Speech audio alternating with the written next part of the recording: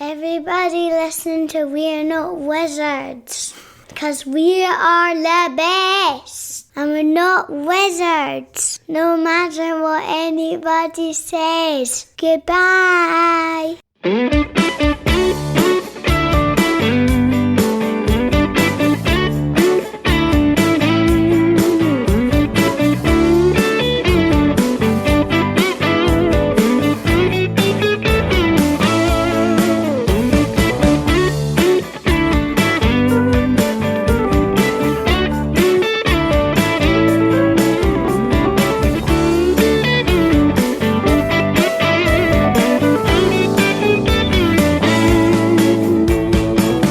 Welcome to another episode of We're Not Wizards. My name's Richard. I'll be your host for Season 6. We're doing season numbers now. And I thought I could I could get somebody exemplary, because I didn't want to get somebody that was maybe a bit lacking. So what I wanted to do is get something maybe a bit standard instead. And I wanted to know where I was. I didn't want somebody who's maybe game lost. I was maybe wanting somebody who's game found. I was wanting somebody who maybe had a look in the future, but maybe had a bit of a past about him. Somebody with a couple of Pryors. So joining me from Standard Tabletop, from GameFound, it's Mr. Luke Pryor. Yeah! Hello! You're right. I was holding myself back in there. I will admit, that was a good intro. I appreciate that. There you go. The GameFound, game lost one, that caught me. That caught me good. I was kind of practicing, because I'm aware that I've not done this for a while, so it was almost like a kind of a Rocky type style. I tied several adjectives to chickens and I chased them round a yard in order to catch with moderate appropriate success. One. Moderate success. Well, obviously, I mean, I've got a little bit of lockdown weight going on. I must admit, I had to stop a couple of times and kind of catch my breath. But it's all incredibly good. Hello, how are you? I'm very well. How are you? The triumphant return. It's kind of like that, isn't it? But we'll just need to see, because if it doesn't take off, I'll go back in a huff again and say, right, I'm off. Well, if this was the tester to go like, this will get the numbers, you've drastically misread this situation. I do not have pull. Well, I'm it's at 100%, I'm just going to say. Now, you know what that means, and I know what that means, but, I'm unplugging it now. Well, no, because right, to give a bit of a history, because we're going to do in this topsy-turvy, this is going to be like a gonzo as whatever episode, because it's been so long since anybody's spoken. We've met in person. Yep. I subjected you to potentially one of the most longingly painful jokes ever. I love that joke. I've told that joke several times since. Such a good joke. But we're not going to be telling that joke on the episode today. That would lead, That's not. Well, to get that joke, you have to meet one of us in person to get that joke. Then we'll deliver it. It's, we're not a comedy podcast. We're not here to entertain you or make you smile. That's bloody right. That's not what we're here. We're here to talk about We're here to talk about certain things. We're here to talk about the land of tabletop as it is and where it is just now. We're also here to talk about Luke and find out an awful lot more about Luke. Because as I say, me and Luke crossed paths. We crossed paths at Aircom. We crossed paths at our secret getaway. As well. The secret getaway that Dan has mentioned publicly on his quite popular podcast several times. He has, yeah. And also the one that Ben wasn't able to go to. I was gutted about that. I was very gutted. I think a lot of people were gutted that Ben didn't turn up. I was absolutely... Not didn't turn up, but couldn't make it. I was kind of like, yay, Matthew Jude's here. And then I was like, Mike DeLissio's here, I guess. And then it was like, but Ben's not here. And I was just like, right, I'm home. That's why I went. Is that it? When he finally said, that's it, I can't make it, you were like, cool, done, see ya, bye. In fact, did you say bye? I don't think you did. It was just a case of you told me that joke, the game finished, and I never saw you again. I just got up and left. I just actually left the game down there as well. Walked off into the wilderness of Yorkshire. I was kind of like, I was like John Wayne at the end of The Searchers. I put my I put my hat on, and I walked out the door. You're like I shot it behind me. You're like Judge Dredge's mentor, just in Mega City 1, just opened the gates and walked out into the wastelands with just a shotgun and a will to live, you know. The radioactive moorlands of Yorkshire. Came across a man with a chainsaw, and he's still here, so obviously you made it. Well done. Well done. Yep. I am a fighter at the end of the day. For everybody who's listening, thanks for listening. For both of you, thanks for coming. Thanks for coming back. The reason that we do this is because there's not enough podcasts out there about tabletop. You know, you should try. I mean, if you go to like one of the famous groups, and you put the question, can anybody recommend any podcasts about tabletop? They're literally folk consult them and tell them to just be quiet and have a seat. Because every single time somebody talks about a board game podcast, you know, it's the same thing. Yeah. So I'm hoping to expand that out there so people know. And the other reason that I'm doing this is because, look, I like the sound of my own voice. And as I said in the video, right, I took like about 8 months off. Yeah. Mm-hmm. I was expecting people to catch up. I was expecting somebody to go, right, I'm going to be recording lots of episodes. And nobody did. So, a disappointment in my heart, disappointment in my soul. I was kind of like negative Rod Stewart, basically. It wasn't because anybody thought, right, I'm going to try and fill the shoes of a man who isn't a wizard. They were like, well, now my mentor, my inspiration, my muse has now gone. So that's it. That killed any inspiration. Before, when you were here, there were loads of people sitting there going, I could do better than this. You know? So when you left, there were people just going, okay, yeah, these ones that are here, they're pretty good. Fair enough. It's like you're talking about shoes to fill, and I don't think people realise they were talking about Imelda Marcos levels of shoes. Really, when it kind of came down to it. But anyway, I digress. So how have you found your break? Let me start. I'll start the interview by interviewing you. How have you found your little sabbatical? How have you found it? In all honesty, apart from not kind of speaking to people and recording it, I've still been doing stuff. I mean, it's not like I've disappeared off the map. In fact, I've never had YouTube, so many kind of board games sent through me, to be honest. Are they good ones? Yeah, there's been a few. Which have been, in fact, quite a lot that have been quite decent. I've been pleasantly surprised by my ability to kind of not see the good in anything, but see the potential in a lot of things, and give some people kind of like a little, maybe bit of an easy ride, but also at the same time level criticism when it was required. So I've been balanced in the middle of the road, as every good tabletop reviewer could be. Absolutely, yeah. You have to be. I think it's like I've let certain phrases creep in, like, you know, if you're a fan of the genre, then you might like this. I've kind of brought that in. I think that's an important phrase to bring in.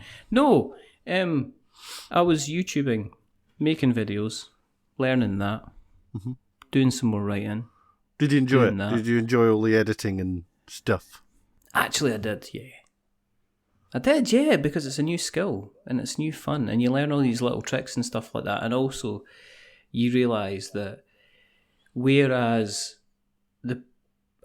how to put it, do you know the run-up to preparation for the podcast, and you can get ready for a podcast in 5 minutes. If both people know what they're doing, then it's a very, very easy environment to create.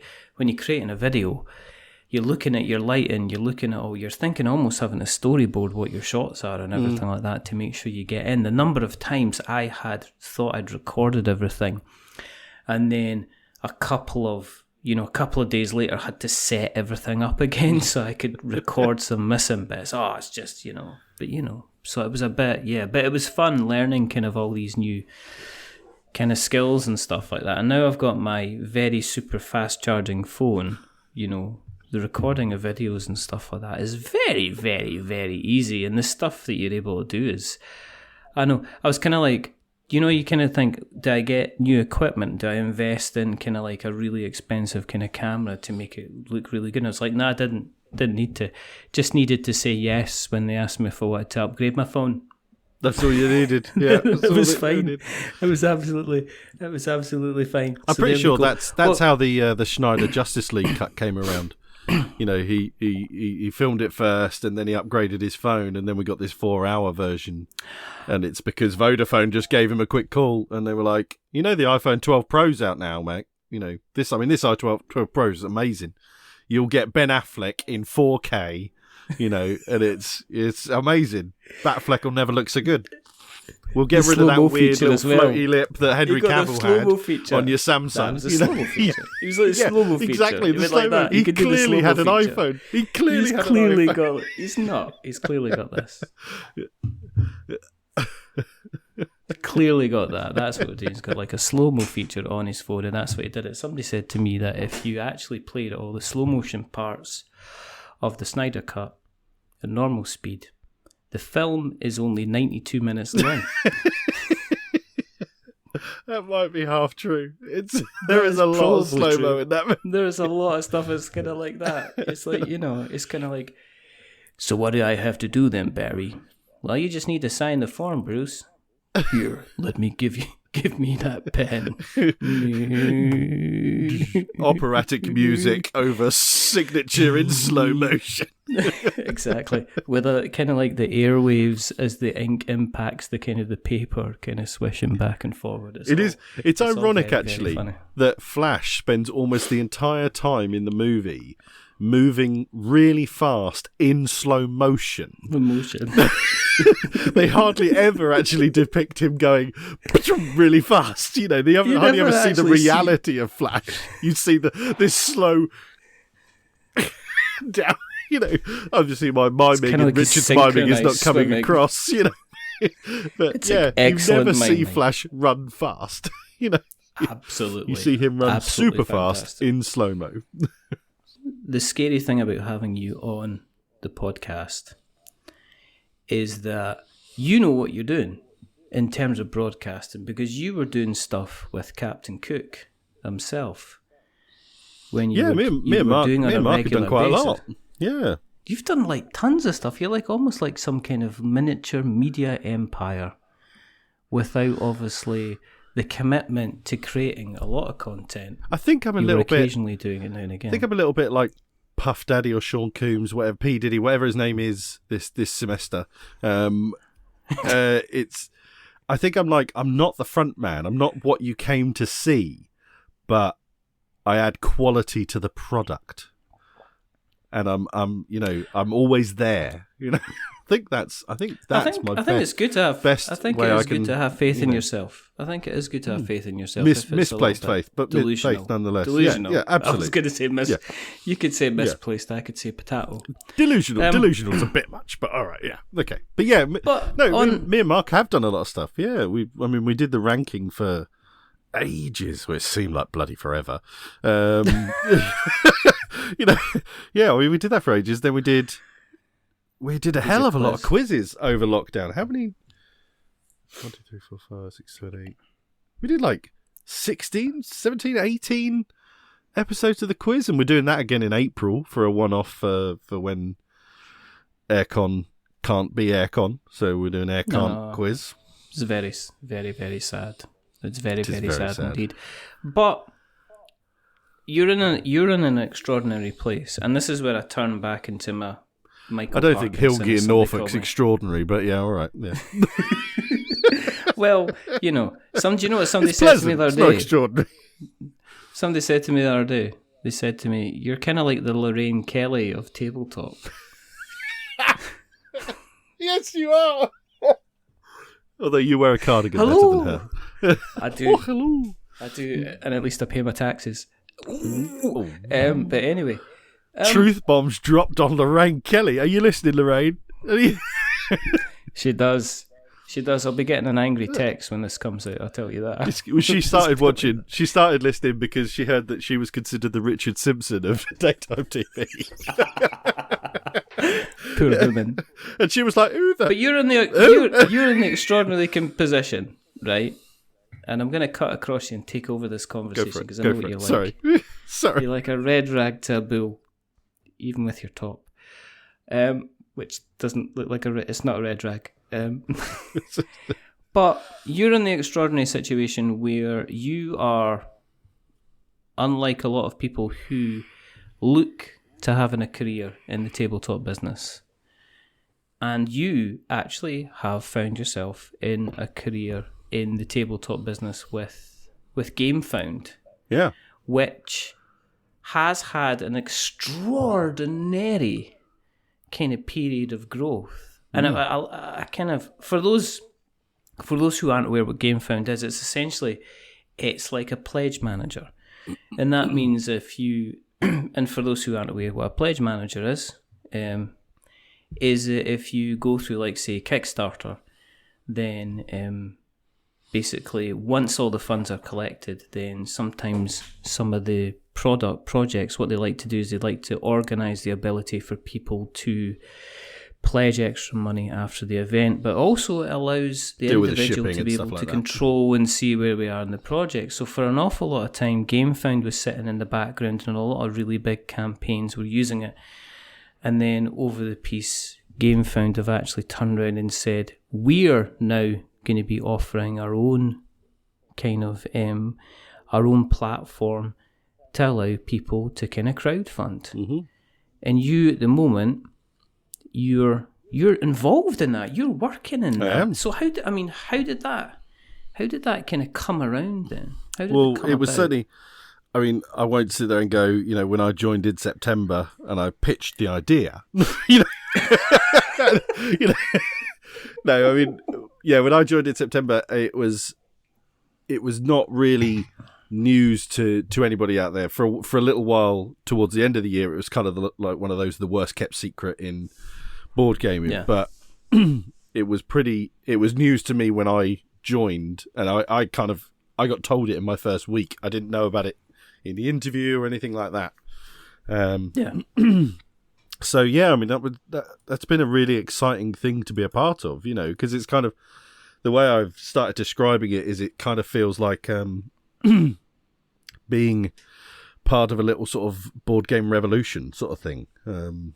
It's nice to it's awesome for me personally just to be in the industry and finally doing a job around stuff that I genuinely care about, and you kind of you don't realize at first you've got lots of jobs and you think, oh yeah, I'm good at my job, I like my job and stuff, and then you actually find a job you like and you're like, oh wow, that's what it's like. No, I just very tolerant of my job, beforehand. Even the jobs I thought I really liked, I was just very tolerant of.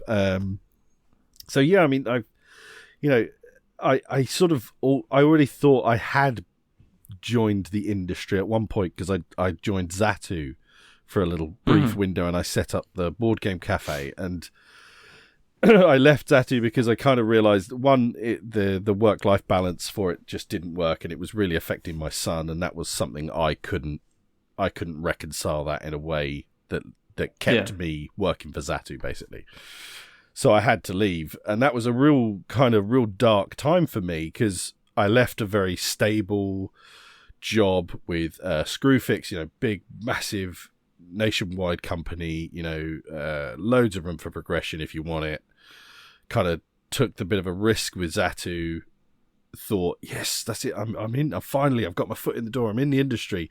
Then very quickly realised, oh, actually, no, I'm just doing more bloody retail that I couldn't give a toss about, kind of thing.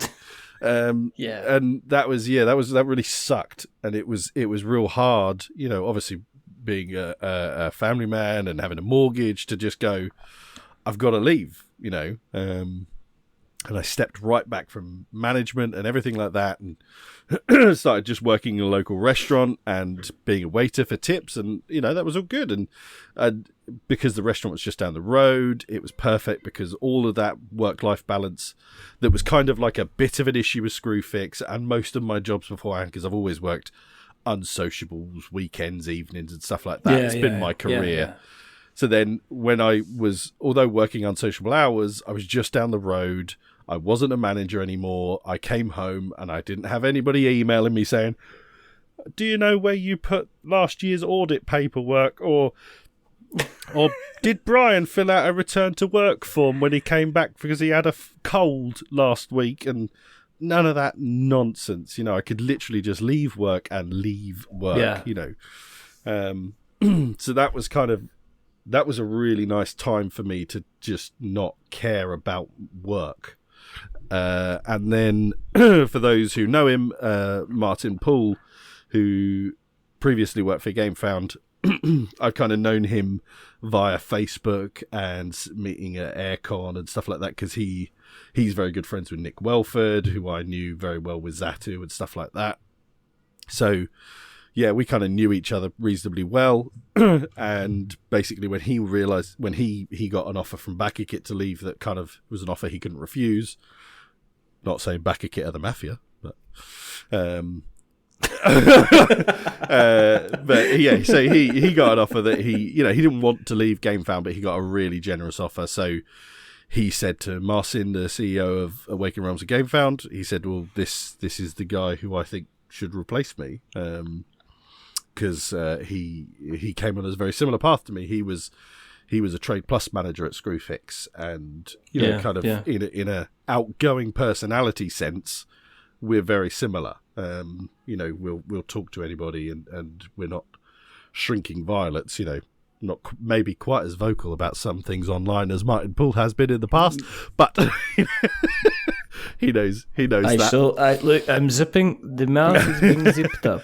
But I owe him a lot. He's he pushed me forward, and I will be ever in his debt for it. And it was one of those things. I mean, it was a weird time to start a new job for a company based in Poland that is a work from home position for me, and obviously always will be. A lot of people obviously the last year have been working from home, but I did a video interview, and it's kind of weird when you get interviewed by somebody you know of, but in a very different sense. When I got interviewed by the area manager of Screwfix, I assured you I'd never heard of the man before in my life, and he didn't really care that I hadn't. But obviously Marcin, I was like, wow, this is the guy who owns bloody Awakened Realms, and so it was all very quite surreal, and being the kind of the person I am, I was like, well, I definitely want to do this job, but then I think, am I going to like just working from home all the time? Am I gonna feel like I never escape my job? And am I going to like not seeing people? Am I going to be able to deal with that? And then I actually realize, when you get to your 30s and stuff, I stop not caring about the people I work with, but they're not my friends anymore. They're my colleagues. I get on really well with them at work, and we have a great laugh. Yeah. But when I've left a job, there's the older I get, the fewer people I take away from it afterwards. Oh no, I totally see that. And I think when you're younger and there's always like a party atmosphere. Yeah. I mean, I think everybody's had their kind of their McDonald's job or their fast food job, where everybody got paid every 2 weeks, and then every time everybody got paid, everybody went to the pub. Yeah, and there was all the stuff kind of going on. And as you get older, you're kind of like, as people leave, it's like, we'll stay in contact, and you just know 6 months down the line, you've the texts kind of fade away, and then the next thing you know, you're kind of hovering over the unfriend button on Facebook. Or block, depending on how things are kind of going. But, in terms of GameFound itself, to me, because I'm very aware that opinions and stuff like that, because the company that you're working with, but I'm very aware that Kickstarter itself needed competition. Oh, massively. I mean, yeah, massively absolutely. Needed competition, and I didn't think it was coming from Indiegogo, because in order for something like Indiegogo to compete with Kickstarter, it needed to have the similar kind of funding model. And Indiegogo seemed to be, give us money, and you're giving people money until it finishes. And I think, GameFound has come in with some pretty similar ideas. I wouldn't say there's a huge difference to backers if they look at both models. It's not a carbon copy, but it's what I like about our platform is it's built with the knowledge of pledge managers, because the trouble with Indiegogo is it's trying to be an alternate Kickstarter, whereas GameFound isn't really trying to be an alternate Kickstarter. No. It's trying to be crowdfunding for board games, and that's not what Kickstarter is. It's what it happened to be bloody good at, and well, I'll rephrase that. It's what it happened to be very predominantly used for. Wouldn't necessarily say it's actually that good at it, because otherwise pledge managers wouldn't exist. GameFound wouldn't exist if Kickstarter was really good for what it does. But because of the way the system works, you need that thing at the back end to sort everything out. So then, luckily, because obviously GameFound is tailored around tabletop, and it is going to have some other things like the odd maybe video game stuff and geeky related stuff like maybe some graphic novels, comic books, something like that, but nothing stretching very far from tabletop, all very tabletop adjacent. And because obviously it's a well developed and quite seasoned pledge manager, the whole thing has been built with all of that in mind. So it's such a smoother process, overall in every sense than Kickstarter is, and then going from Kickstarter to BackerKit or CrowdOx or GameFound or Pledge Manager. So it's great that GameFound doesn't want to take on Kickstarter. It just wants a slice of its cake. That's it. It's not trying to bring down Kickstarter. That's never going to happen. No, I think Kickstarter's doing a good job at that. It's a sad truth. No, of I'm it. not. This isn't because I've used the Kickstarter platform for years, but I think it's been a long time coming for something to be specifically there for the tabletop space. Yeah. And also, I think there also needs to be a look at a bit more in terms of kind of like responsibility and interactivity and people being more aware of the community.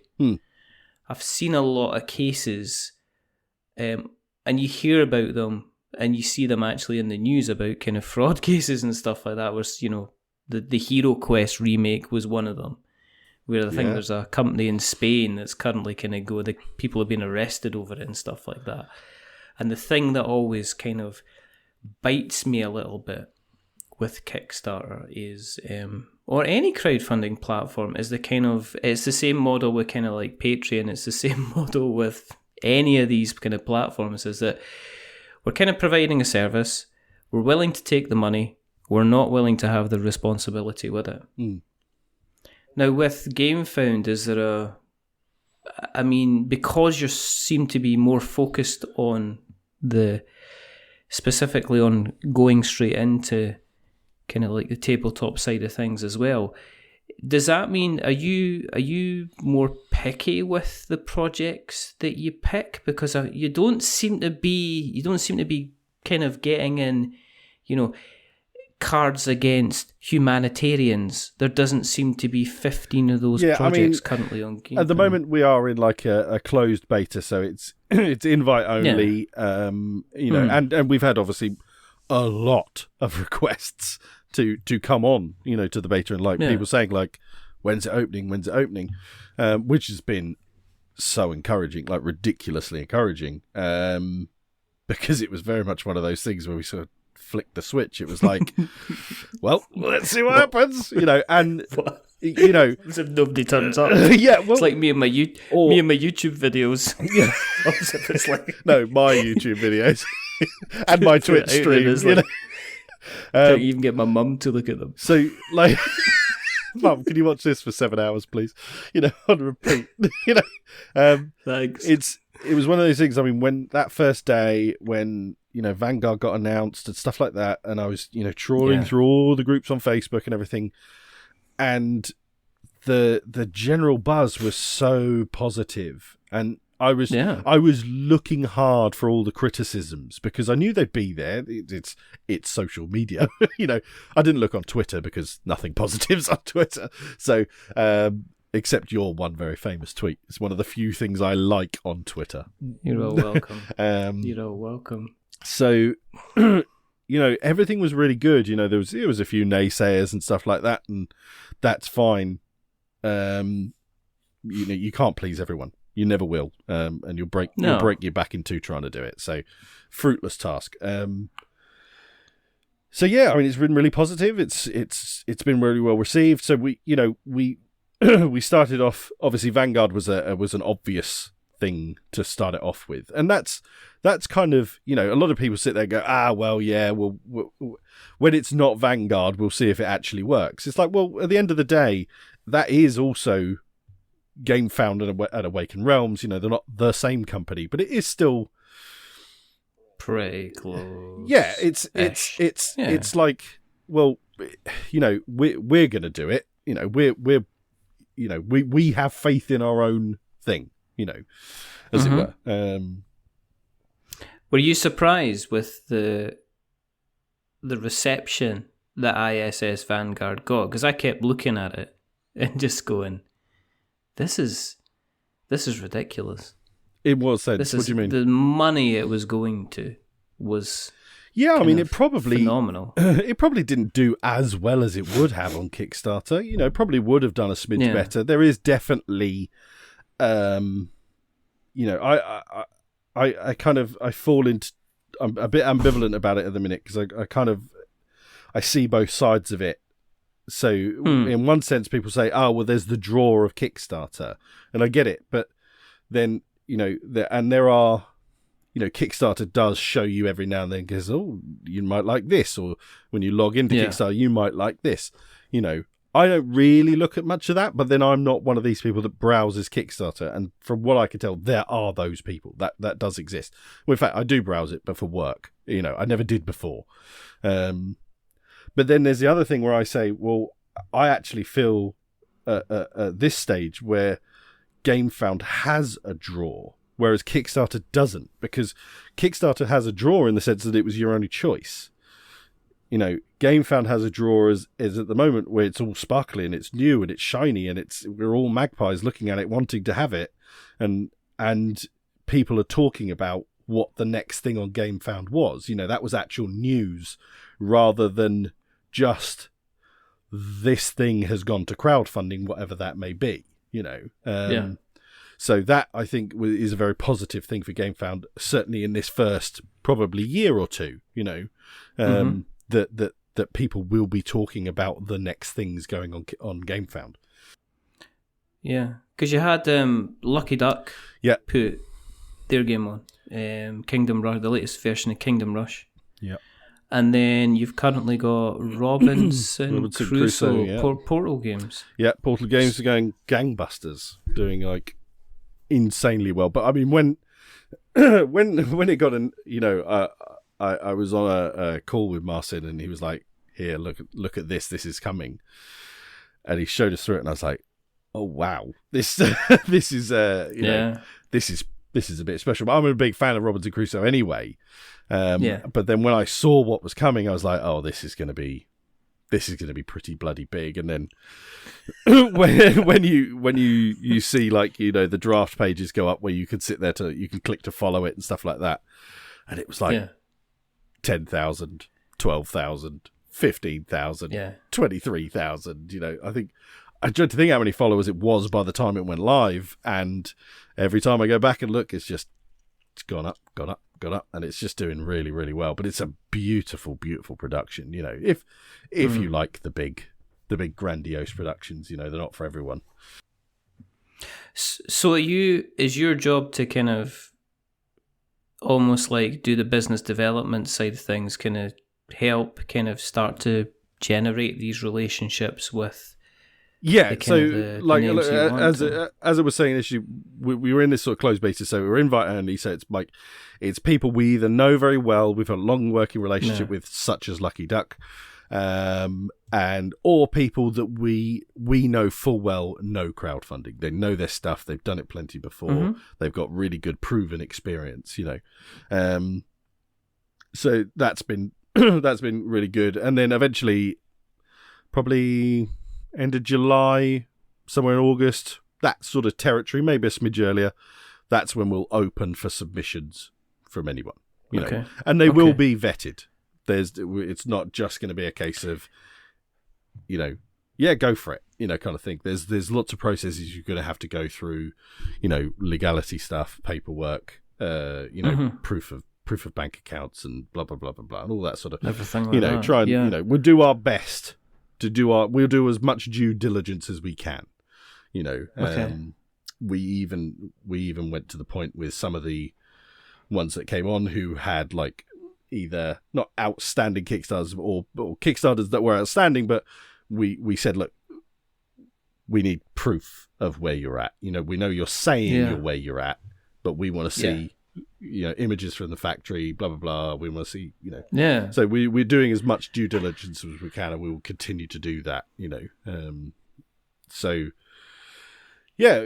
then so my role, I'm a key account manager. So essentially, what I do is when it was just the pledge manager, I was, I would trawl through the upcoming Kickstarters and stuff like that. Anything I saw that I thought, oh, that's interesting, or something I didn't know was already associated with maybe Backer Kit or Crowdworks. I think, they've got a long-standing relationship. I wasn't really in it to poach business. That wasn't. I didn't want to kind of.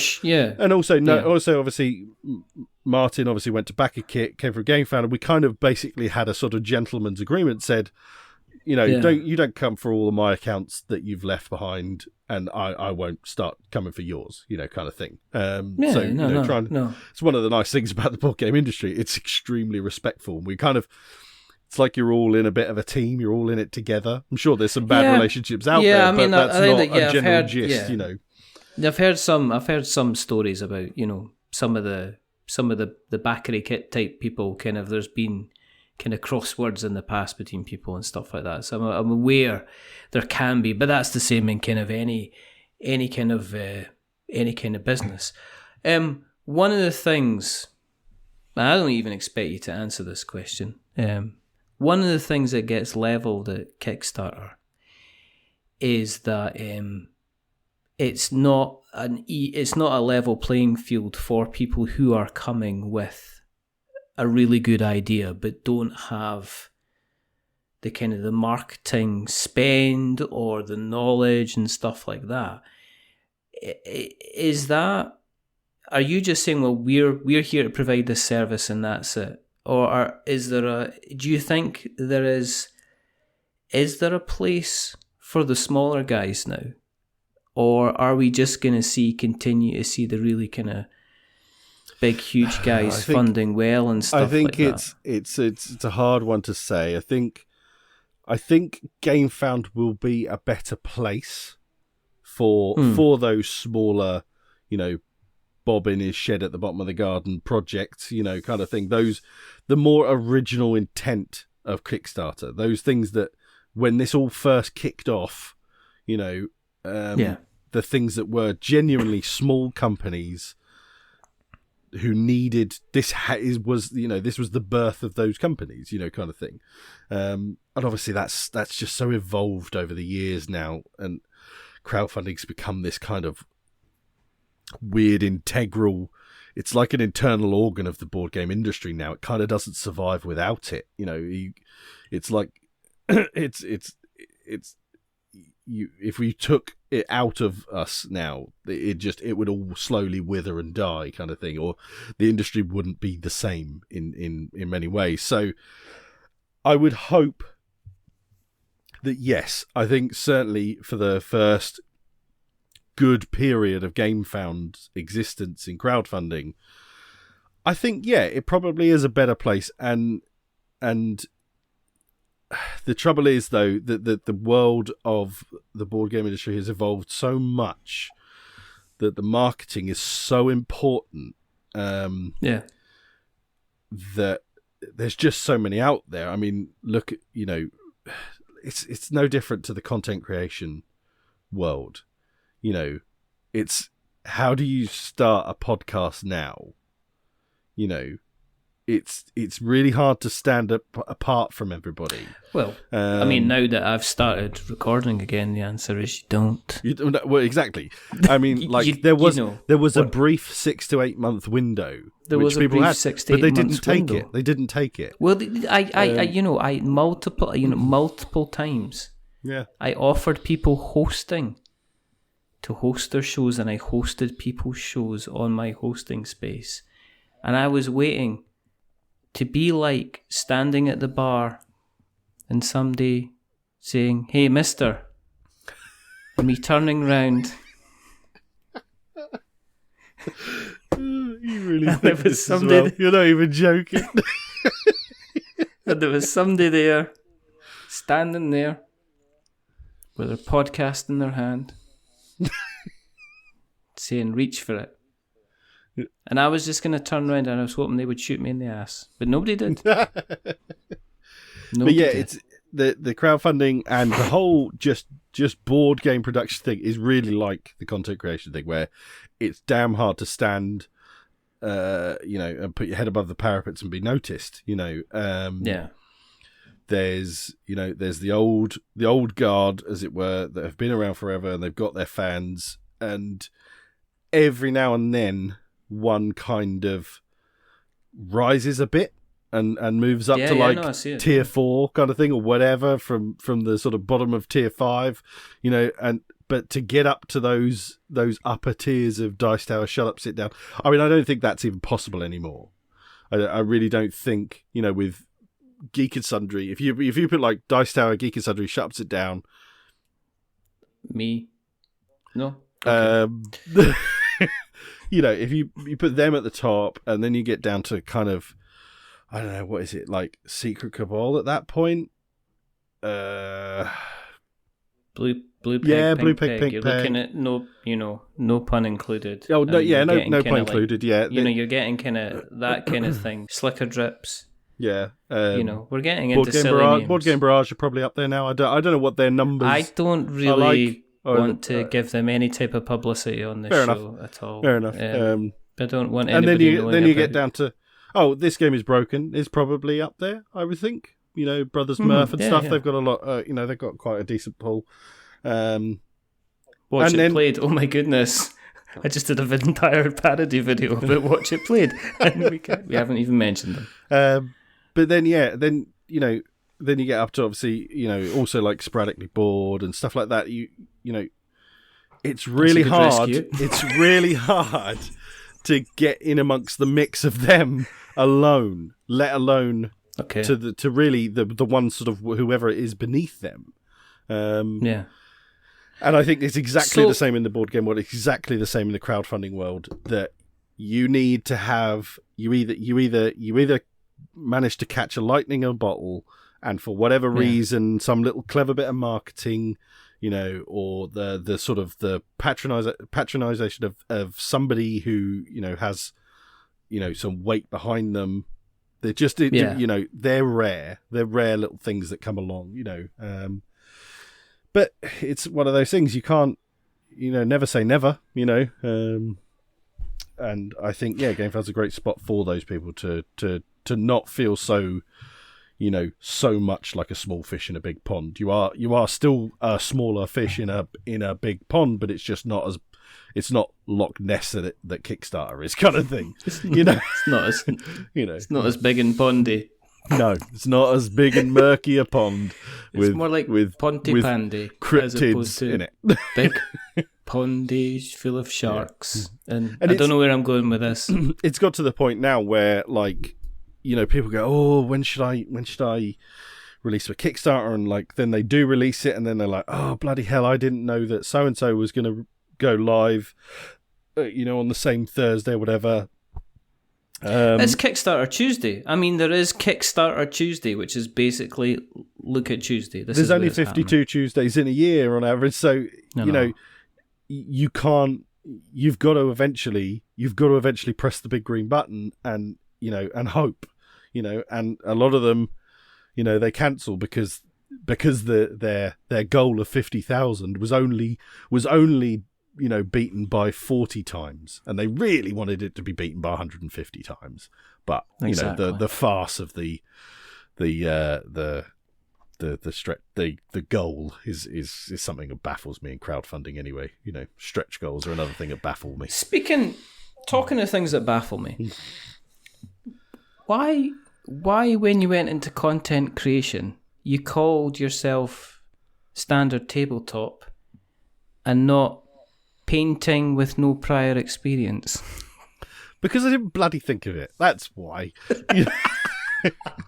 No prior convictions. I mean, there's a whole range. I know. Don't open up old wounds. I'm not opening up old wounds. I'm just saying I really love your logo, which is the standard. Well, that's because it's Gary King, and Gary King's a legend. And Gary King is the legend. A legend. Well, that walks and also among he us. is the reason it's called Standard Tabletop. It's not. He didn't come up with the idea of it. Someday. No. I had another name, which here I we go. can't even remember what that name was. But Gary's obviously he with the business, the kind of odd business that he is, with his kind of like motivational art seminar things that he does. I've never entirely got my head around what it is, but it sounds cool, and he's obviously good at it. And so after Aircon and getting and Gear Stones and stuff like that, and really getting to know Gary well, and realizing what an awesome person he is, and and I said to him, I really want to start a YouTube channel or something like that. How much would it cost me? Just do me a logo and a banner. I don't want a lot. And the next thing I know, then he rings me, and we talking about it. He said, well, what do you want to call it? Stuff like that. And he was like, no, I wouldn't go with that because it doesn't tell anybody what it is. It doesn't tell a story and stuff like that. And I said, oh, well, there is this other one I thought about. There's a phrase called tabletop standard, which is painting minis to just a level where, like, on the tabletop they look good. You haven't gone through all sorts of different glazes and layerings, and you're not trying to win any competitions with these models, but you're just trying to get them from stood over a war game table, like, oh yeah, they look nice, bring them up to your face, and you're like, oh dear, that's not that impressive, is it? But that's the sort of stuff I want to do, and it's the sort of stuff I like to do now. I don't, I used to aspire to those higher levels before, but then I realised actually I just like it to look nice, and I think either somebody had tabletop standard, or I it was me. I stole it. You did, yeah. Or it was that I thought, oh well, I'll do a play on it, as it were. So I said about that and explained that to him. He said, oh, that's perfect. That makes that means something. People will see that and understand it, especially if they know the actual phrase. So yeah. Next thing I know, he just sends me all this stuff, and he knocked it up so quick. And I mean, I love my logos. I think they look absolutely amazing. The guy, I thought he was an amazing fella anyway, but no, he just, and now with all the Core Quest stuff, he's on sainthood soon enough, isn't he? Well, I just where did you get that? Where did you get that from? Kind of like when I was looking at the logo, I was like, there's no way he's drawn that, because I've seen you try to write. It's all Gary. It's all Gary. I was terrified to know that you were preparing meals with sharp knives, because I was like, I've done that for years. I know my way around a to sharp be perfectly honest. No, he is. I am forever in debt. He's one of the few other people I'm forever in debt to. And sadly, I wish my channel and content and streaming and stuff lived up to the logos and everything that Gary produced, but they don't. I think that's the best thing about it, is that you go along expecting something absolutely fantastic, and then, obviously I'm delighted with the fact that, I can look at the logo and think, this is amazing, and then look at the content and go, phew, I was terrified. Terrified for a moment there. Absolutely terrified. Somebody's hacked this account. No, that's not fair. That's not fair. That's not fair. It only sounds slightly true. No, But you should check. I mean, if people are checking out the channel, what would they find if they took a trip? So I mean, Standard Tabletop Towers. I'm an annoying. This is the wrong word, but I can be a bit of a perfectionist, or I can be very, very, very self-critical. Is probably a better way of putting it. So Yes. when I was starting to make content. I wanted to make a whole bunch of videos so that I could sort of slowly put them out, and they could go out while I was making more stuff. So started making stuff, and I just wasn't happy with the space I have now and the video angles and stuff like that. I just couldn't produce anything I was happy with. And I thought I'd do some vlogging, and I realized actually editing, I enjoy it to a point, but I'm not particularly quick at it, and I don't see myself ever being particularly quick at it. But one thing I really always loved doing was the live stuff. I feel it kind of gets me across at my best as well. I really love doing all the stuff with Mark. Me and Dan used to do some painting streams every now and then, and I absolutely love doing them. So I kind of just thought, oh, okay, I could just do that again. That would be nice. And I started doing it on YouTube, and then I thought, oh, actually, I think live streaming, its home is really on Twitch. And also I wanted to do some like video gaming and stuff like that. Yeah. So I thought, oh, okay, I'm going to move everything to Twitch. And what I kind of... it was also because I started watching Twitch a lot more, and I got into Twitch over lockdown. I started to understand it more as a platform. And I was like, okay, yeah, this is cool. I like Twitch. I think I can find a home here.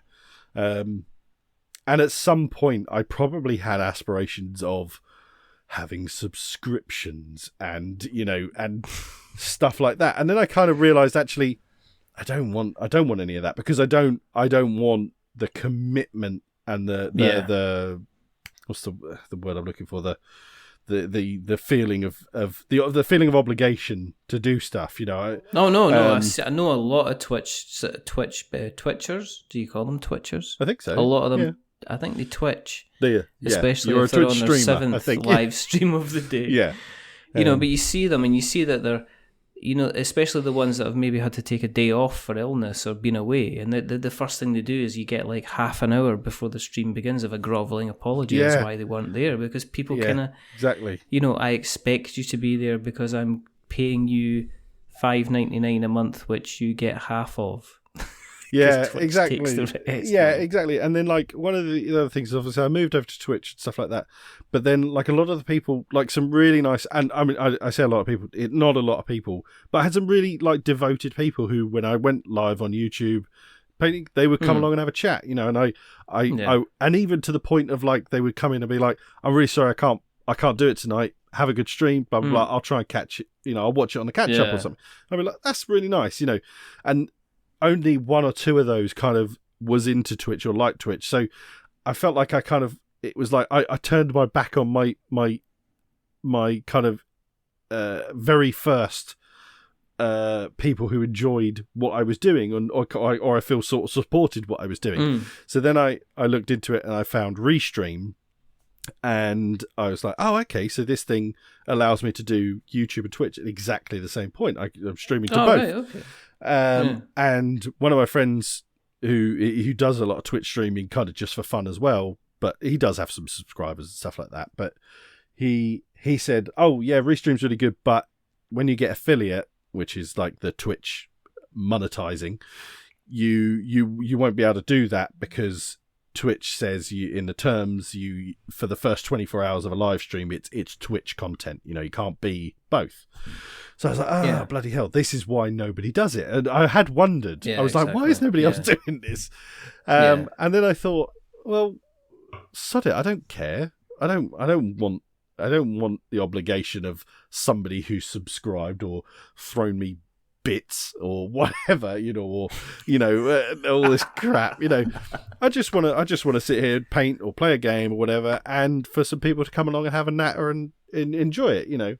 And luckily there's a few people out there, weirdos, that do like it, and I really appreciate them for it. And so now I really like where I'm at, where I can stream on Twitch and YouTube at the same time.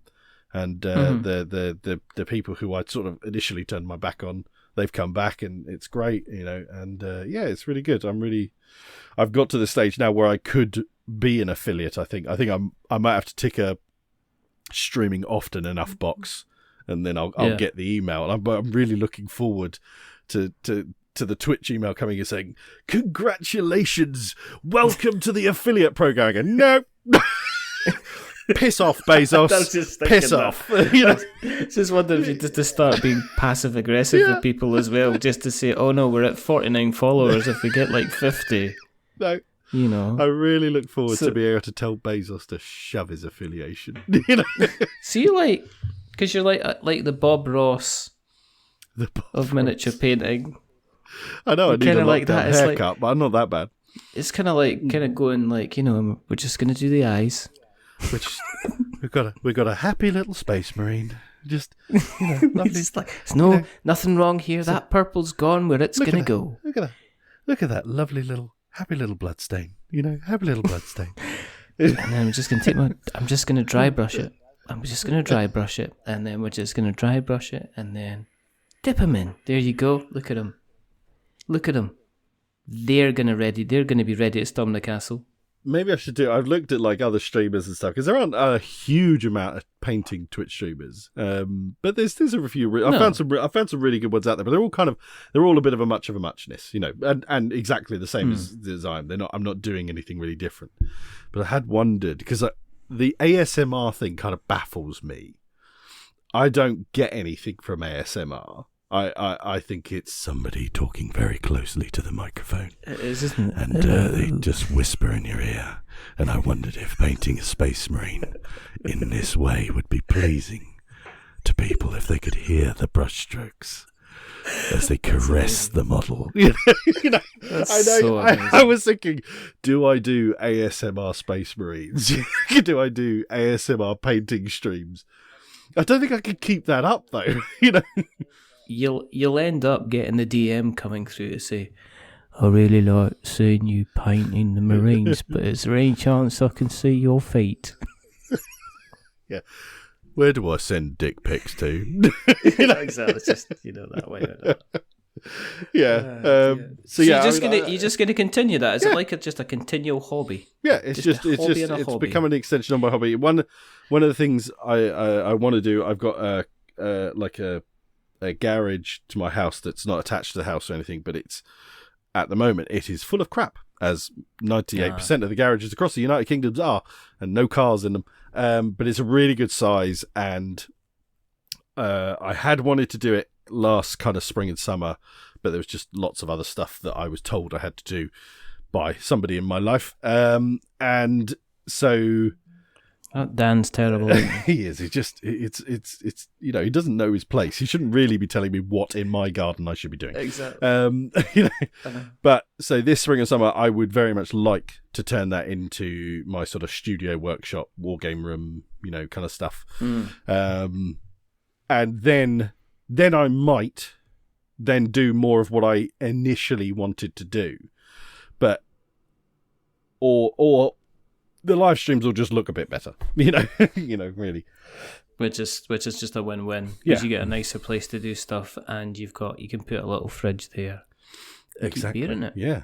Sounds really, really I good. am in quite a confined space. I think I do quite well with the space I have, because I've got a lot. I'm Philip Schofield. You were in the bad books, to be honest. When I looked, I went, "Oh, somebody's having a podcast from under the stairs." Exactly. I should have a little gopher with a man's hand up his bum here, or for the slightly younger, a duck, and for the really young, an aardvark. Anybody who's anyone's American is not going to understand that whatsoever. None of you know a man who's got his hand up a gopher's bum, and it's like, oh, I didn't realise we were in South Carolina. I didn't realise that was a hobby in England too. Exactly. Yeah. But can you see the gopher's feet? Because one thing I did think about was thinking, oh well, actually, maybe I should embrace the broom cupboard kind of feel to my office. You should just do that. And I should get posters up. Well, I thought about could I get Should I get a puppet and have like? Could I do like board gaming A broom little cupboard? Space Marine, little Space Marine puppet, and you could have like blood angel wings painted behind you, so it just looked like you were sitting there with big huge Imperium wings. That'd be so cool. I could do that. So I like that. Imagine Look at those shadows. that Look at the would two be shadows behind me there. That'd Imagine be they so were amazing. wings, just like oh. You'd be like Devil May Cry. I could That'd even be have like so pull downs, cool. so they're different ones. This is such great podcasting, and the fact that nobody can see what we're talking about at all. Imagine, so amazing. Imagine me in a small room, and also if you have watched the Aircon streams, you've seen me in the cupboard. What was actually sold to me on a deed of land rights and everything as a bedroom, apparently. Wow, it's amazing. It's amazingly small. Board games. Oh yeah, because we never talk about board games. Have you had any? Is there anything you've got to the table recently that you would maybe give people a quick mention of? Because I've got one I'm going to give them. I've got one I'm going to give a mention of as something I got to the table quite quickly, and I was just wondering if you've got anything that you would. Well, when we did have like a brief window, me and my friends, we kind of decided we were gonna. Because obviously I've got an extensive collection and lots of games and stuff like that, but we decided like there's certain games that we absolutely love, and we were like, no, let's really kind of delve into a few games and play the crap out of them, move on to another game, play the crap out of stuff. So the one we were doing that with, which is a big favourite of ours, is Chaos in the Old World, is the first one. I love Chaos in the Old World. We all did anyway, but now we've got a group of 5 of us, and we're going to really, really kind of get the hang of that game and really be as good as we can be at it, because it's a good one to do, because being in with the forces being asymmetric, and having to convert the way you play depending on which side you are, and obviously then in the nature of the game when you're playing it as well, not only do you have to, you were Slaanesh last time or you're Nurgle this time or whatever, you say you've got to, right, okay, I know what I have to do to win against Nurgle, but as Nurgle, but then now, I'm this time I'm clearly neighbouring with Slaanesh and I'm going to come up against them quite a lot. I haven't actually fought against Slaanesh much, kind of thing. So there's lots of rooms for really getting the hang of it. So that's one. Yeah, I mean, I love that game. That's, that was kind of one of the earlier games in my collection. And obviously me and my friends all came from like Games Workshop collecting and stuff like that. So it's kind of, we love the whole lore behind it and stuff. So it means quite a lot to us. That's a game I love. And then, what else? So just before the latest sort of lockdown started, my friends and I had also started King's Dilemma. Oh, okay. We've literally only done the first crack at it. I think it's from Horrible Guild Games, I think is their name. I think it's Horrible Guild. They do the Dragon's Castle, which is like a Mahjong kind of type game. And I think they just had a Kickstarter, like Tiny Car Racers or something like that. Yes, I saw that as well. Yes, It wasn't Tiny Epic, because it was Tiny Epic. It was essentially Micro Dungeons. Machines, the board game. Micro Machines, the video game, the board game. So yeah, we just started that, and that's a really, really fascinating game. I think you would call it a legacy game. It is essentially a legacy game. Because you've got stickers and stuff. So yeah, it's definitely legacy.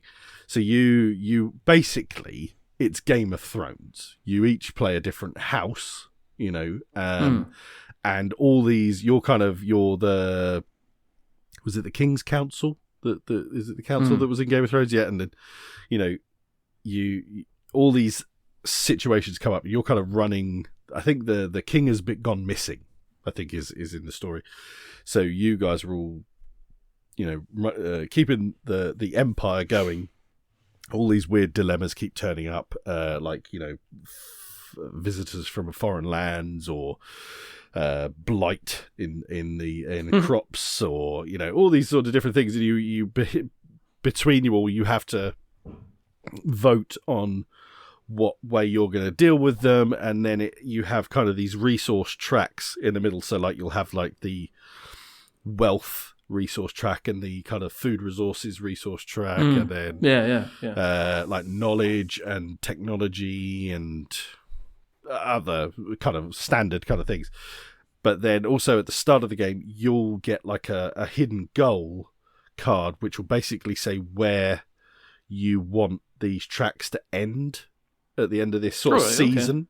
So you might want the kingdom to have increased its wealth considerably and have, so they're like a sliding scale, kind of like there's the middle and you've got minus 10 to plus 10 either side sort of thing.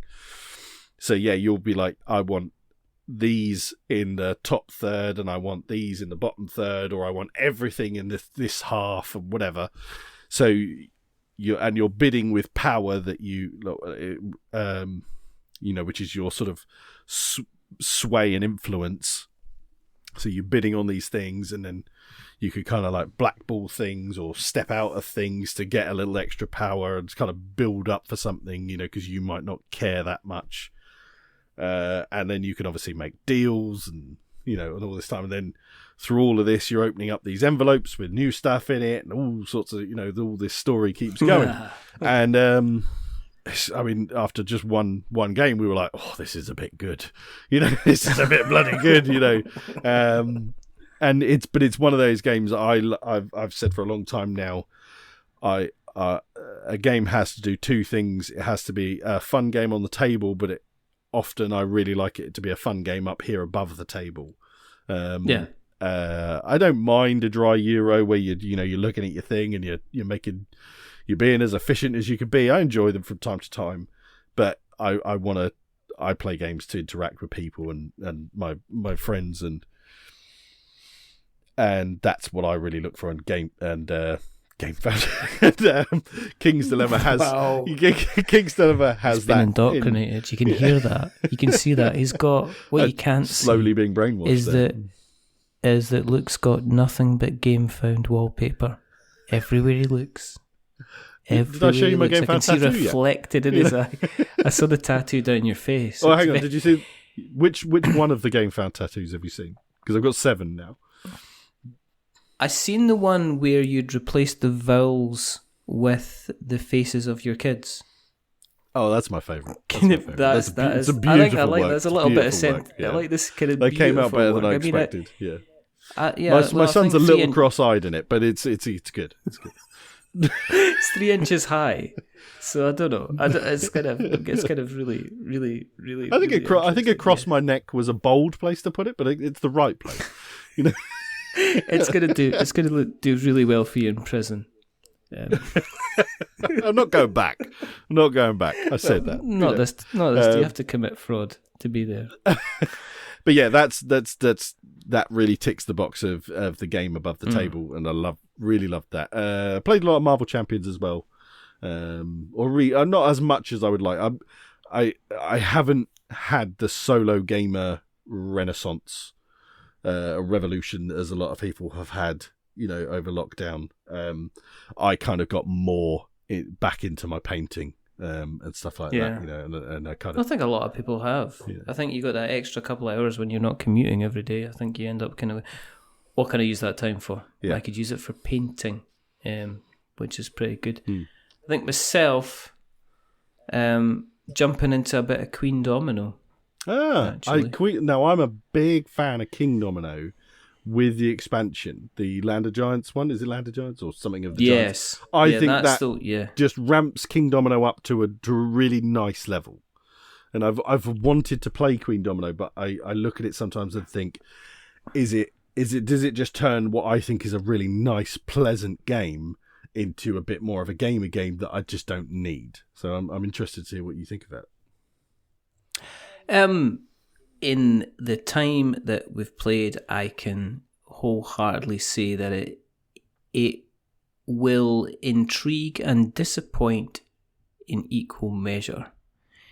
In that people who love King Domino for the purity of King Domino will absolutely be surprised at what Queen Domino brings to the table.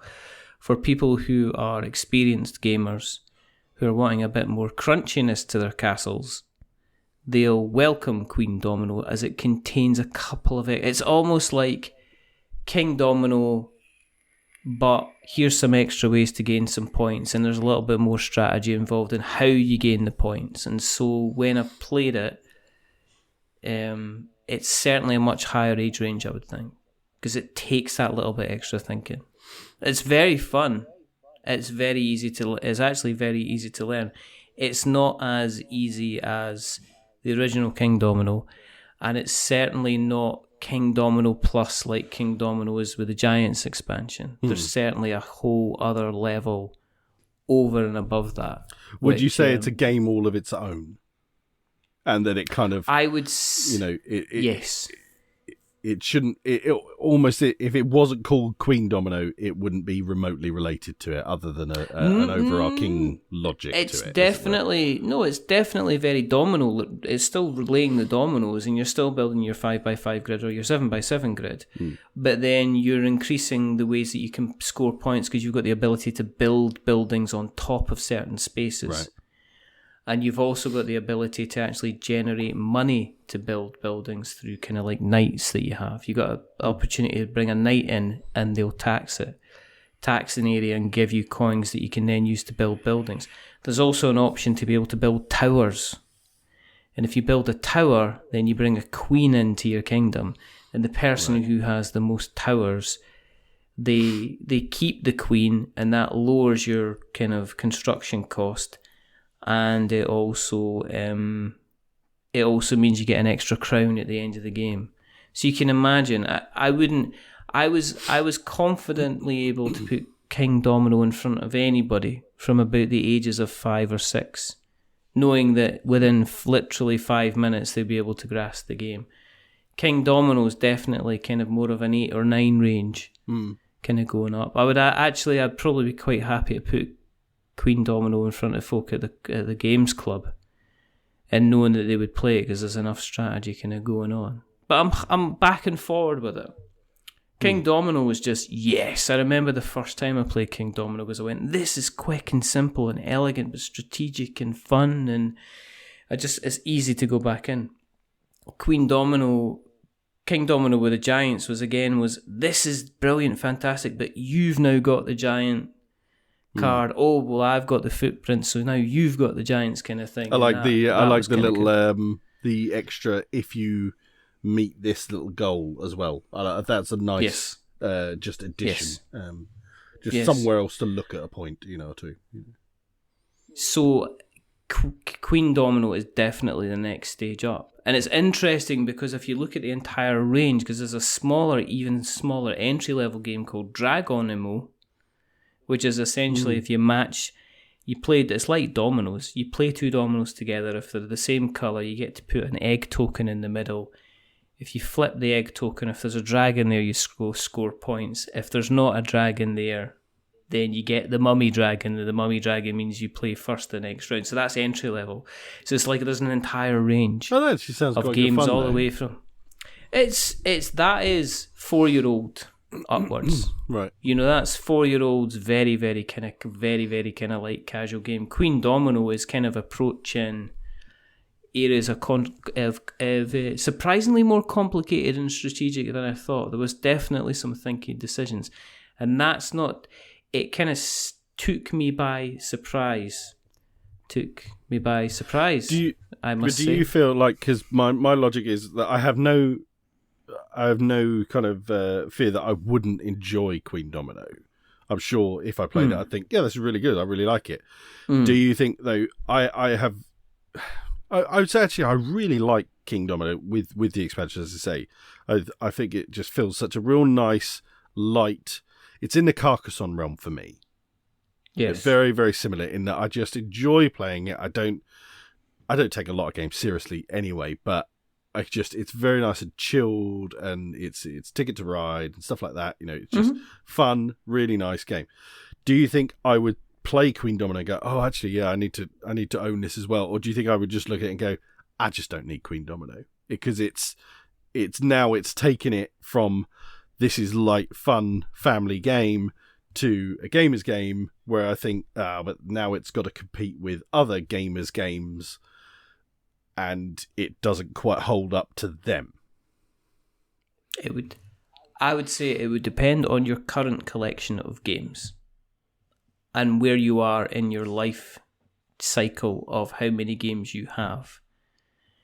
And also if your reason for having King Domino and King Domino with the Giants expansion was because you could get the kids off the Nintendo or the PlayStation for 5 minutes and you could all sit around the table. I think that's the way I would look at it. I enjoy it for what it does and what it is. It's not complicated enough, it is thinky enough, but also at the same time I have concerns over actually having to stop and explain the rules again a couple of times, which kind of, even in King Domino before, it was a case of, shall we play it again? And that filled me with a bit of concern. It is almost a case of, how do we crank it up a level? And I can see them wanting to do that because they've got a really, really good idea. So if you can imagine, it's kind of like a game that's based on the best parts of King Domino, which was the whole part of King Domino, and they're now trying to expand on that and look at it that way. Yeah. No, it's good. I know one of my friends has it, so hopefully I will get to play it at some point. Oh no, yeah, definitely play it. I would say absolutely play it. Would it? Yeah, absolutely play it because it is definitely good fun and a little bit more thinky, I think, than you expect. Because we got halfway through, and one of the games we played was the youngest came last by 20 points, and me and my middle boy, we tied. He got it pretty quickly, whereas my youngest didn't as quickly. So there you go. So I'm gonna actually, I've got an idea. I'm gonna potentially put a video together on everything, or maybe if I'm not putting a video together on it, I'm gonna put a written thing together on it. But we shall see. We shall see. I don't know. But I just wanted to mention a couple of games that we've been talking about. But the other thing that we need to mention. Have you bought many games over lockdown? No. Not at all? No. I bought a handful. I bought more miniatures games, but then I've been painting a lot more and stuff like that. And but I've only bought, proper board game-wise, Tobago, and Res Arcana, I think, is the only... Oh, and some of the expansions for like Marvel Champions. I think that's about it. I just haven't bothered. I've seen no need to. Yeah. It's just been really difficult to kind of say, okay, this is complicated, and am I going to get this to the table, or am I not going to get this to the table? And I kind of put an awful lot on pause. I used to be one that would just say, okay, I'll get that because I've been wanting to get after it, and then have it there for playing. But now recently, I'm still not sure what's actually going to be happening, so I've kind of like it put. Nah, I've not. I just didn't bother. You know. And the kids, I mean, I've been lucky in the case that I have been kind of getting stuff on a regular basis anyway. Mm-hmm. So it's kind of like I've had to get that stuff kind of played. And then because the lockdown's putting you in the situation where I was playing a lot of games with my son, and he stays with his mum, so I was seeing him intermittently, and there was points where you weren't seeing anybody at all, and there was still games that were trying to cover and make stuff up for and things like that as well. So it was kind of putting you, so it was almost like a time pressure type thing. So I haven't looked and actively went, okay, I'm going to go out and get this, and this. I'll need to see. I think it's made me decide. It's kind of put me on the place where it says, well, actually, I've managed to keep it limited to a cupboard full. And I'm not had to go further than that, and I probably won't need to go further than that. I'll probably get punt a few things away. So there you go. Yeah, I've found it very refreshing to not buy stuff. Yeah, for the most part. But we don't want people spending money. Look, we want people spending time, because we want people to be spending time watching you, listening to you. No, spending time and wasting time are two very different things. There's no. What people will want to know is if they want to find you on the internet webs, where do you exist on the internet webs? On the webs of Inter, you can find me Facebook group for Standard Tabletop. Twitch is Standard Tabletop as well, and as is YouTube, Standard Tabletop. That's where you will find me. Or hunt me out in the Sporadically Bored group, and I'll send you a link. Send you a link to those things, or you could just we could put them in the show notes. You could do that. So we've got notes to show. That's your responsibility. Basically, really, that's what we'll do. That is what I will do. That will take that responsibility, and I shall do that. If you want to keep an eye on what we're up to, then there's a couple of places. You can just search We're Not Wizards, you'll find us. You'll find us on, there's Facebook, there's a Facebook group, which is We're Not Wizards group or something like that. I think you can find us, but we'll put links in the show notes. There's the Facebook page, which is We're Not Wizards. You can find us on Instagram and Twitter, I'm on Instagram. and and we're on Twitch, but we don't do anything, and we're on TikTok, but we don't do anything, and we're on all these different. We've got our blog, which is we'renotwizards.co.uk, and you can find all the episodes to the previous podcast on we'renotwizards.com, and if you want to look at these videos on YouTube, you can go to youtube.com/c/We're Not Wizards Tabletop podcast, and you'll find us there, but we will put everything that we've discussed in the beautiful notes. Fabulous. Thank you very much for coming on. Thank you for having me on. I mean, season 6 is only going to get better from here on out. I mean, it's. I think the best way to do it is to start off kind of underwhelming people a little bit, and then letting you talk. That's what I do. So my wife letting tells you me. talk, so everybody's now built up in a crescendo, like some kind of acid bad trip. And then when this is over, they'll sit down and they'll realise it could have been an awful lot more. No, it's not. It's been lovely to talk. Yeah. To you, definitely. It has been an absolute pleasure. I wish I got to talk to you more. Everybody's very happy you're back in the podcasting world. We'll see. Least. We'll see what happens. There's only a couple more things to do. What's that? The first thing is to say a big, huge thank you to the rather wonderful, rather fantastic Mr. Luke Pryor. Thank you, Mr. Pryor. And if you would say goodbye. Bye-bye. And it's a goodbye from me. Remember, stay safe, roll sixes, make something awful. And, if you're going to go tabletop, don't work too hard. But also at the same time, don't be lazy. Just,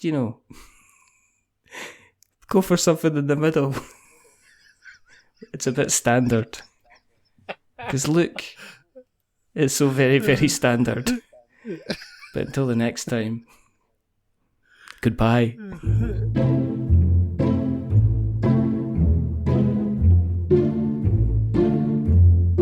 A wizard is never late.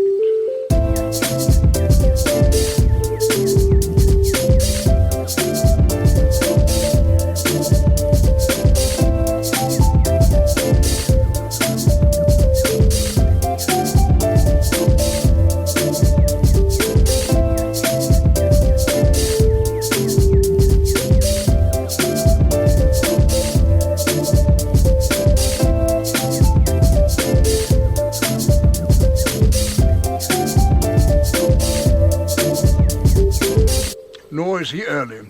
He arrives precisely when he means to.